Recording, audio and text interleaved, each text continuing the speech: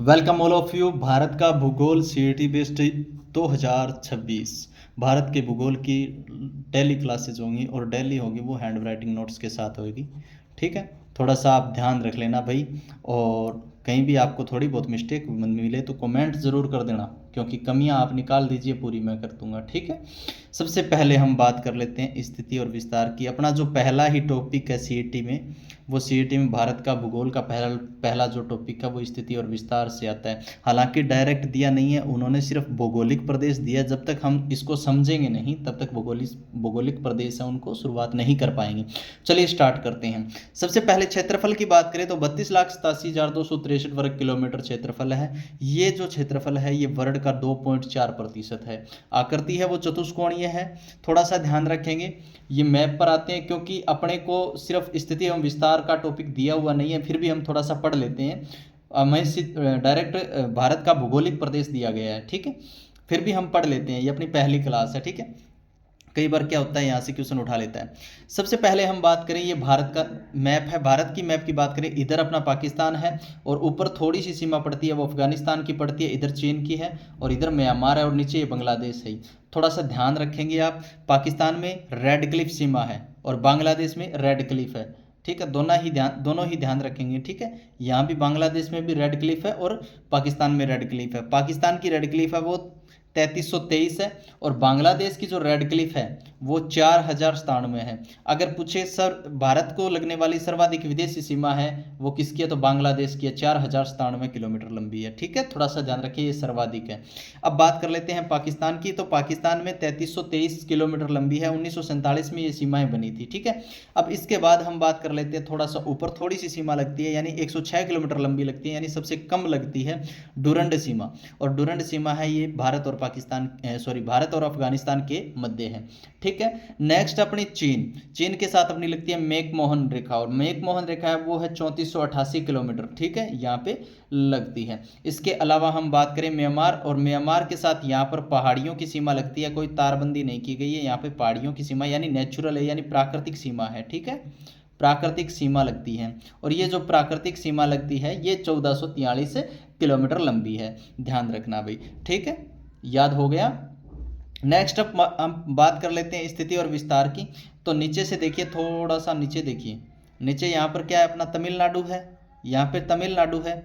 और तमिलनाडु का जो दक्षिणतम बिंदु यानी भारत का जो दक्षिणतम बिंदु है वो है कैप कैमरिन कन्याकुमारी में, जो 8 डिग्री 4 मिनट से लेके ऊपर देखेंगे उत्तर में अपने 8 डिग्री 4 मिनट से लेके 87 डिग्री 6 मिनट उत्तरी अक्षांश, ये इसका उत्तर से दक्षिण क्या है, विस्तार है। ऊपर होगा कोल, इंदिरा कोल। जब हम फोन उठाते हैं तो फोन, किसी का कॉल आया, फोन उठाया, कान पर लगाया यानी ऊपर लगाया, तो समझ लेना कि ऊपर वाला है वो इंदिरा कोल है। और नीचे वाला है, ये देखिए नीचे वाला, यहाँ अंडमान निकोबार द्वीप का जो अंतिम छोर है, जो दक्षिणतम भारत का जो बिंदु है वो है इंदिरा पॉइंट। तो इंदिरा पॉइंट है वो नीचे है, इंदिरा कोल ऊपर है। ये 6 डिग्री 4 मिनट है और ये तमिलनाडु वाला जो कन्याकुमारी कैप कैमरिन है ये 8 डिग्री 4 मिनट है। दोनों ही ध्यान रखना है, ठीक है, कौन सा भी पूछ सकता है। ये हो गया श्रीलंका। और श्रीलंका और भारत के बीच में यहाँ पे पाक की खाड़ी पड़ती है भाई, पाक की खाड़ी। ठीक है, थोड़ा सा ध्यान रखना, सॉरी पाक जल संधि पड़ती है, पाक जल संधि, खाड़ी नहीं पड़ती भाई, पाक जल संधि। ठीक है, समझ में आया। अब बात कर लेते हैं उत्तर से दक्षिणतम बिंदु। उत्तर से दक्षिण फैला हुआ है ये 3214 किलोमीटर और पूर्व से पश्चिम फैला हुआ है ये 2993 किलोमीटर, 2993 किलोमीटर फैला हुआ है।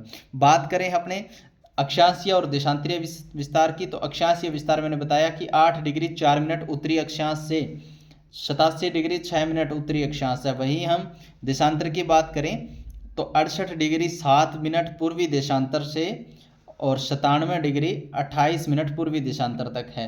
इधर बात करते हैं तो गुजरात का गुहर मोती लगता है और इधर बात करें तो अरुणाचल प्रदेश का केबितू लगता है। ठीक है, ध्यान रखना भाई। ये अपना इंदिरा कोल, यहाँ पे देखिए इंदिरा कोल है, ये है जम्मू एंड कश्मीर में, सॉरी लद्दाख में, ये है अपना लद्दाख में, पहले जम्मू कश्मीर में आता था। और ये अपना कैप कैमरिन नीचे वाला ये तमिलनाडु में हो गया। अब बात करते हैं अपने कर्क रेखा की, तो कर्क रेखा कहाँ से गुजरती है, देखिए भारत के बिल्कुल बीचों बीच यहाँ से कर्क रेखा गुजरती है, यहाँ से कर्क रेखा गुजरती है। ठीक है, हम सिर्फ इसके जो राज्य हैं वो पढ़ लेते हैं। कर्क रेखा 23.5 डिग्री उत्तरी अक्षांश है।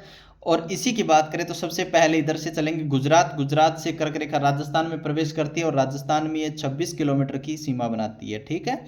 फिर एमपी, एमपी के बाद आता है छत्तीसगढ़, छत्तीसगढ़ के बाद झारखंड में प्रवेश करती है, वेस्ट बंगाल, त्रिपुरा और मिजोरम। टोटल कितने हुए?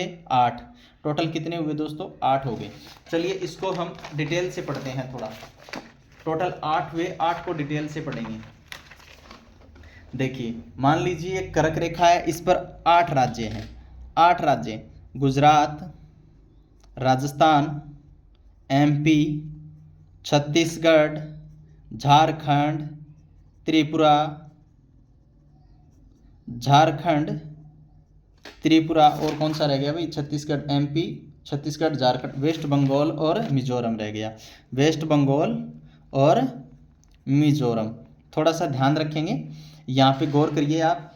जो कर्क रेखा है इसके उत्तरी हिस्से में, यानी ये भारत का पूरा मैप है, भारत का जो पूरा मैप है, बस जैसा भी बनता है अपने को समझ में आना चाहिए, ठीक है। यहाँ से ये गुजरती है, इसके उत्तर में 12 राज्य और 12 राज्य और 4 केंद्र शासित प्रदेश है। 8 इसकी सीमा पर है और दक्षिण में 8 राज्य और 4 केंद्र शासित प्रदेश है। तो 12, 8, 20, 8, 28 राज्य हो गए और 4 और 4 8 केंद्र शासित प्रदेश हो गए, ठीक है। समझ में आया? 8 केंद्र शासित प्रदेश, 28 राज्य हो गए।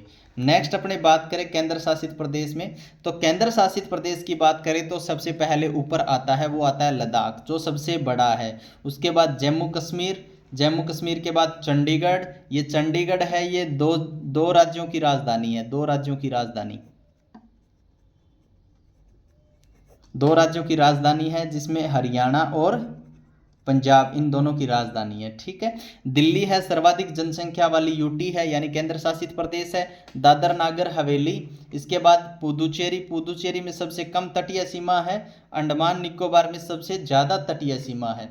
वहीं लक्षद्वीप है वह सबसे छोटा यूटी है, यानी केंद्र शासित प्रदेश है, ठीक है। इतना समझ में आया? ये तो था अपना बेसिक नॉलेज, हालांकि इसका टॉपिक सीईटी के लिए नहीं दिया गया है, फिर भी हम थोड़ा सा पढ़ लेते हैं।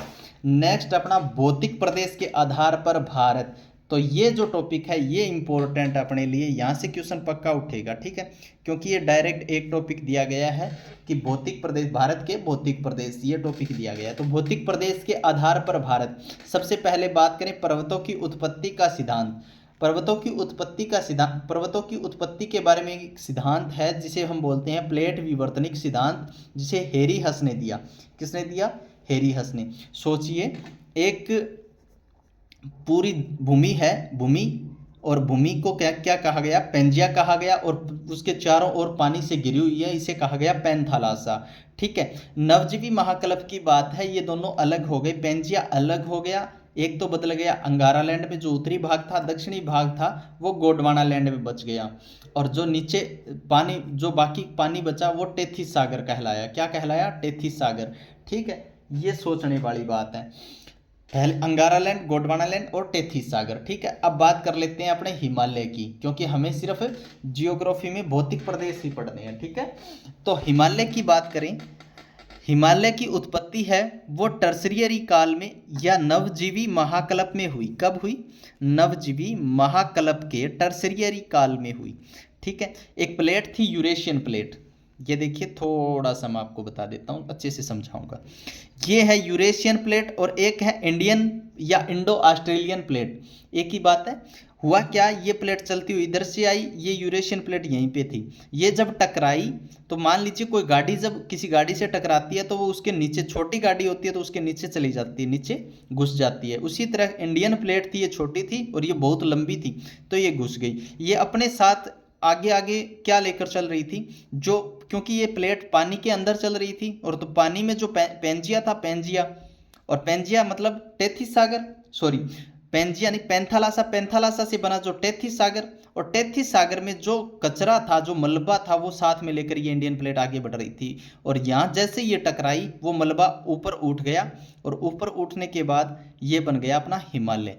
तो टेथिस सागर के मलबे से वलित होकर क्या बना, हिमालय बना। ठीक है, हिमालय के पार्ट की बात करें तो पहला है अपना हिमालय को हम 3 भागों में पढ़ेंगे। पहला ट्रांस हिमालय, दूसरा मुख्य हिमालय, तीसरा है पूर्वांचल। पूर्वांचल मतलब ये जो पूर्वी क्षेत्र वाला जो भाग है भारत का, पूर्वी क्षेत्र वाला जो भाग है जिसे हम 7 सिस्टर्स के नाम से उन राज्यों को जानते हैं, वो भाग। ठीक है, नेक्स्ट अपना है वो है ट्रांस हिमालय, जो हम कल करेंगे। ठीक है,